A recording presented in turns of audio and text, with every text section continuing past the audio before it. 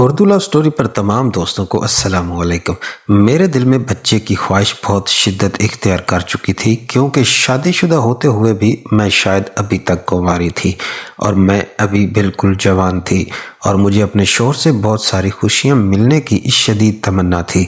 مگر افسوس، شادی کی پہلی رات سے ہی اس شوہر کا میرے ساتھ کوئی بھی ازدواجی تعلق قائم نہ ہو سکا، اور اگلے ہی دن وہ مجھے تڑپتی ہوئی چھوڑ کر دبئی رخصت ہو گئے۔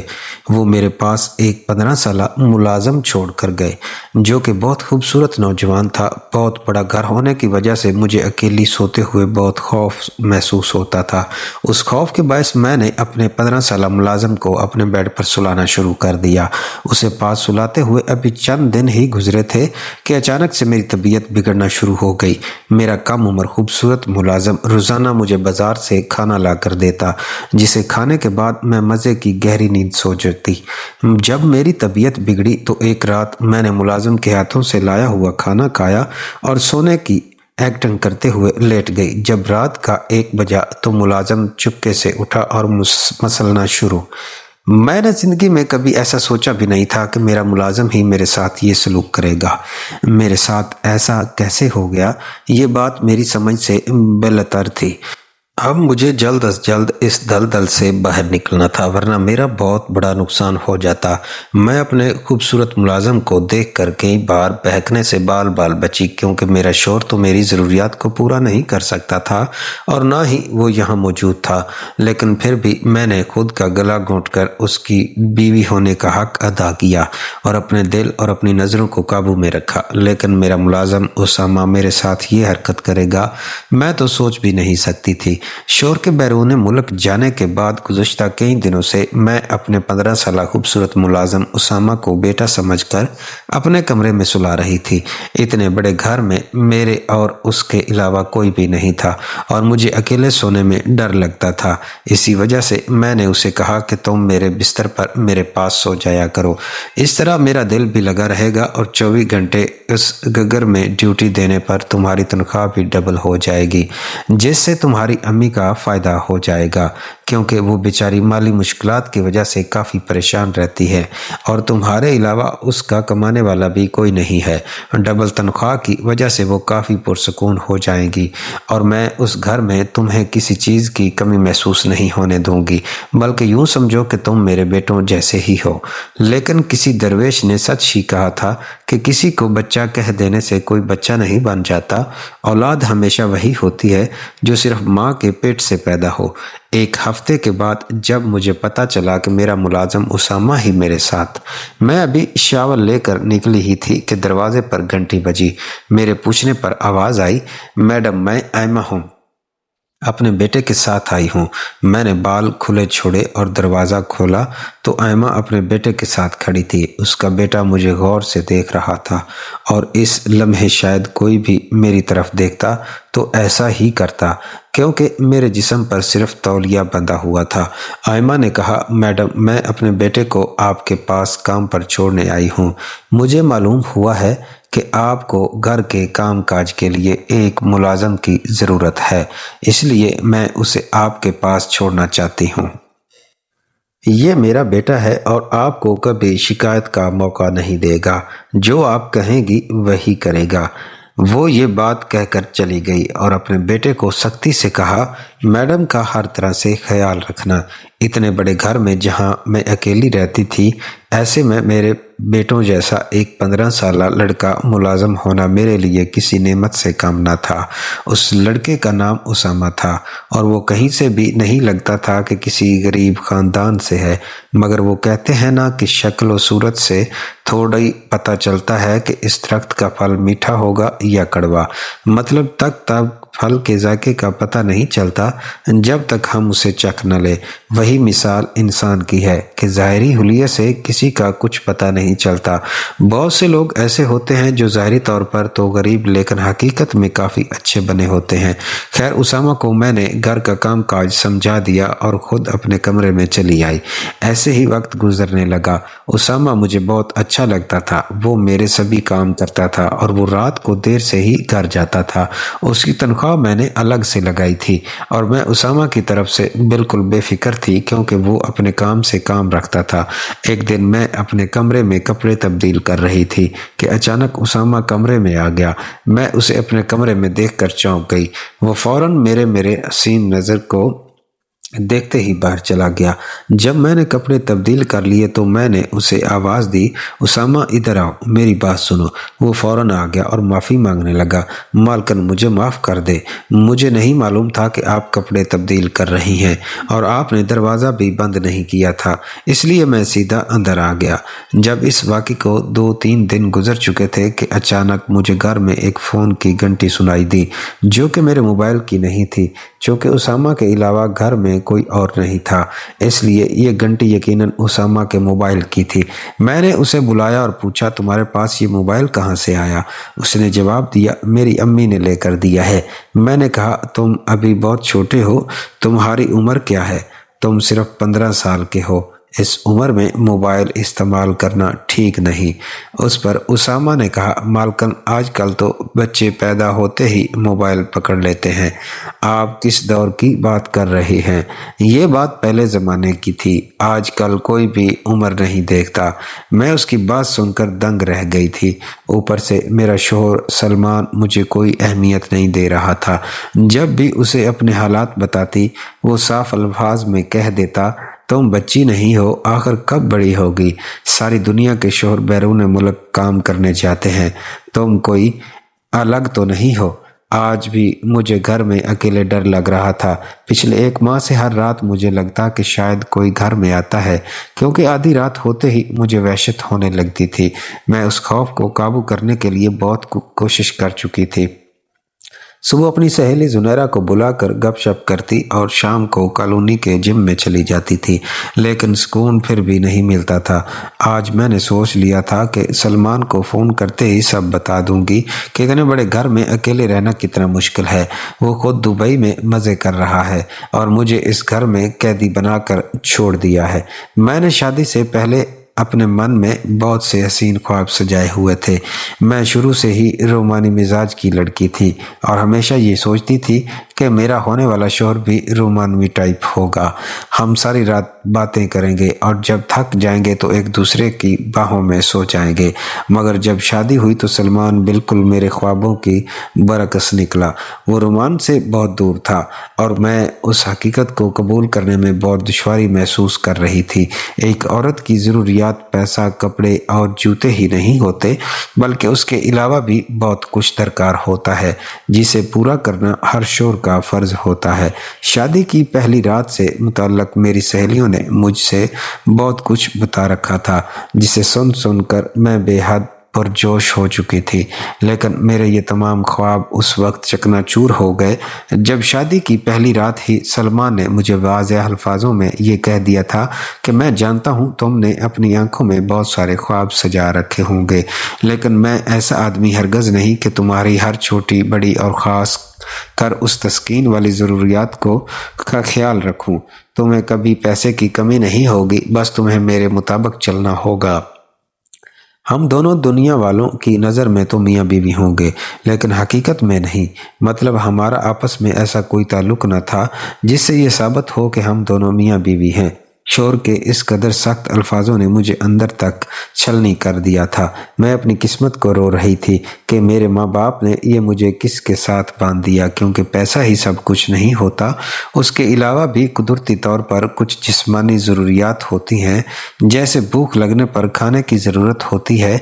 बिल्कुल इसी तरह हमारे जज्बात को भी खुराक की ज़रूरत होती है। जब मेरा शौहर दुबई वापस गया तो पहले 1 हफ्ते में से मैं उसके साथ बात नहीं कर रही थी। वो मुसलसल मुझे फ़ोन करते, लेकिन मैं उनका फ़ोन ना उठाती। तंग आकर अगले हफ्ते मैंने उनसे कहा कि आज के बाद मुझे फ़ोन मत कीजिएगा। खुद तो आप शादी के अगले दिन ही दुबई वापस चले गए और मुझे आप अपने निकाह में और घर में बांध कर खुद अपनी जिम्मेदारियों से फारग हो गए हैं, लेकिन मेरे जज्बात, मेरी मोहब्बत और मेरी ज़िंदगी का क्या बनेगा?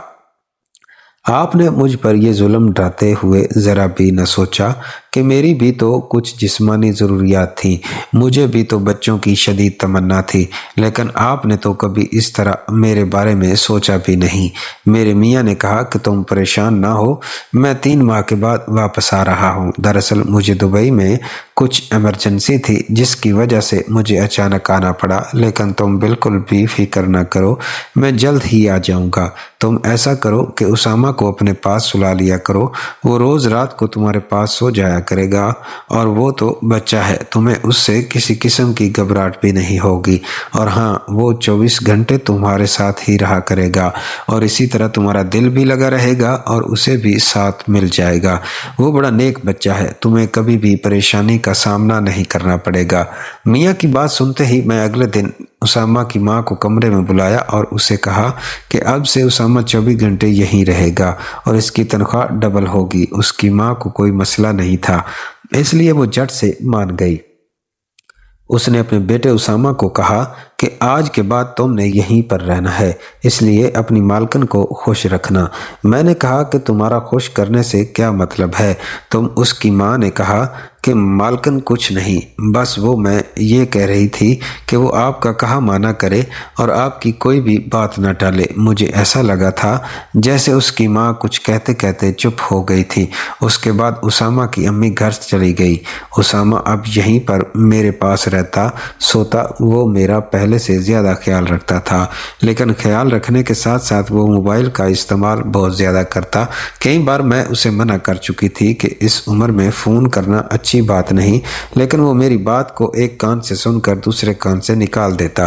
ایک دن میری طبیعت بہت زیادہ بگڑ گئی، میں نرس کے پاس گئی تو نرس نے کہا کہ آپ کو آرام کی ضرورت ہے، آپ کسی بات کی بہت زیادہ ٹینشن لے رہی ہیں جس کی وجہ سے آپ کی طبیعت بگڑ گئی۔ میری حالت بہت عجیب ہو چکی تھی، مجھے سمجھ نہیں آیا کہ آخر میرے ساتھ کیا ہوتا ہے۔ اکثر رات کا کھانا باہر سے ہی لے کر آتا تھا، لیکن حیرت کی بات یہ تھی جب میں کھانا کھاتی تو فوراً میرا سر بھاری ہونے لگتا، اس کے بعد مجھے کچھ ہوش نہ رہتا۔ یہ میرے ساتھ کیا ہو رہا ہے؟ میں کہاں پر ہوں؟ مسلسل میرے ساتھ ایسا ہی ہوتا تھا۔ ایک دن میں نے اسامہ سے کہا کہ اسامہ آج کے بعد تم باہر سے کھانا نہ لے کر آنا، کیونکہ مجھے باہر کا کھانا اچھا نہیں لگ رہا، اور جب میرے میاں کو پتہ چلے گا تو وہ بھی مجھ پر غصہ ہوں گے کہ کتنی بار کہا ہے کھانا ہمیشہ گھر پر بنایا کرو، آج کے بعد میں گھر پر ہی کھانا بناؤں گی۔ یہ بات سنتے ہی اسامہ کا چہرہ پھیکا پڑ گیا۔ اس نے کہا کہ نہیں مالکن، آپ پریشان نہ ہوں، میں اپنی ماں سے کہتا ہوں، وہ روزانہ رات کا کھانا بنا دے گی۔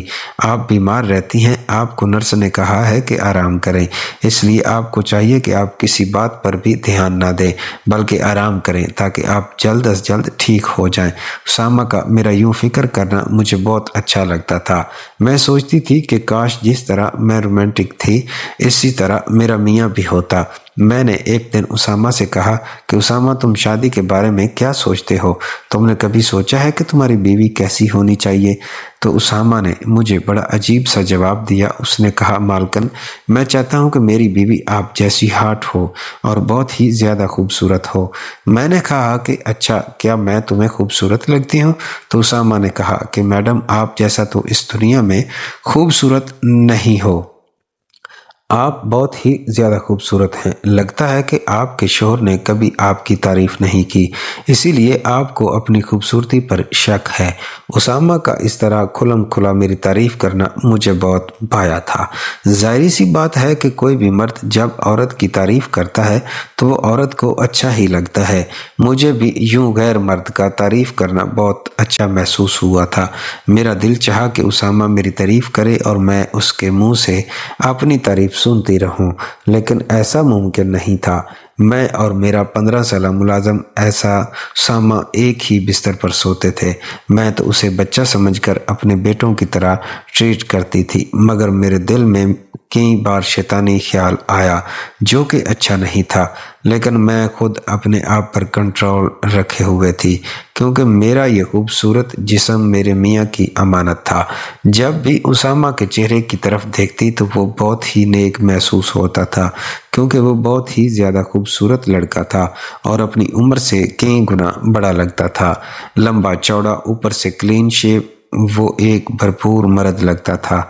यही सोचते हुए न जाने मैं कब सो गई, मुझे पता ही नहीं चला। अगली सुबह जब मेरी आंख खुली तो मेरी नाइटी अजीब हालत में थी, क्योंकि रात को मैं यही पहनकर सोती थी, जबकि उसामा घर पर मौजूद नहीं था। मैं काफ़ी देर तक उसका इंतज़ार करती रही, लेकिन वो ना आया। शाम को जब वो वापस लौटा तो मैंने कहा कि कहाँ पर थे तुम? सारा दिन तुमने बताया भी नहीं कहाँ गए थे। कम से कम तुम्हारे पास ये मोबाइल तो था, मुझे फ़ोन ही कर देते कि आज मुझे ज़रूरी काम था, मैं इसलिए काम पर नहीं आया। तो उसामा ने जवाब में कहा कि मालकन, माँ की तबीयत ठीक नहीं थी, अचानक मुझे वहाँ जाना पड़ा, इसीलिए मैं आज घर पर मौजूद नहीं था, मुझे माफ़ कर दे। मैं अगली रात यही सोचती रही कि कल रात मेरे साथ क्या हुआ था, क्योंकि मुझे कुछ भी बहुत ही ज़्यादा अजीब महसूस हो रहा था। यूं लगता था कि जैसे कल रात कुछ गलत हुआ है। उसामा भी सो चुका था। जब सुबह मेरी आंख खुली तो मैंने उसामा से कहा, तुम रात को किस टाइम सोते हो? तो वो मुझे कहने लगा कि मालकन, मैं तो आपसे पहले ही सो जाता हूँ। इस पर मैंने कहा, अच्छा ठीक है, लेकिन कल रात 2 बजे जब अचानक मेरी आंख खुली तो उसामा उस वक्त जाग रहा था और मुझे जागता देखकर वो फौरन सोने की एक्टिंग करने लगा। मैं यही सोचती रही कि उसामा ने जल्दी सोने वाला मुझसे झूठ क्यों बोला था। आखिर ये झूठ बोलने की वजह क्या थी? अब मैंने सोच लिया था जो पिछले कई दिनों से मेरे साथ हो रहा था, अब मैं इसका सुराग लगा कर ही रहूंगी। अगली रात में मामूल से पहले ही आकर लेट गई और गहरी नींद सोने की एक्टिंग करने लग गई। उसामा तकरीबन 12 बजे कमरे में आया और वो भी आकर लेट गया। मेरी नज़र उसामा की हर हरकत पर थी, लेकिन आधी रात को मेरे होश उड़ गए और मेरे कदमों तले से ज़मीन निकल गई जब मैंने सुना कि उसामा मेरे शोर से बात कर रहा था और वो दोनों आपस में मेरे मुताल्लिक ही बात कर रहे थे। उसामा ने कहा, मालिक, आपका काम हो जाएगा, आप बिल्कुल भी फिक्र ना करें।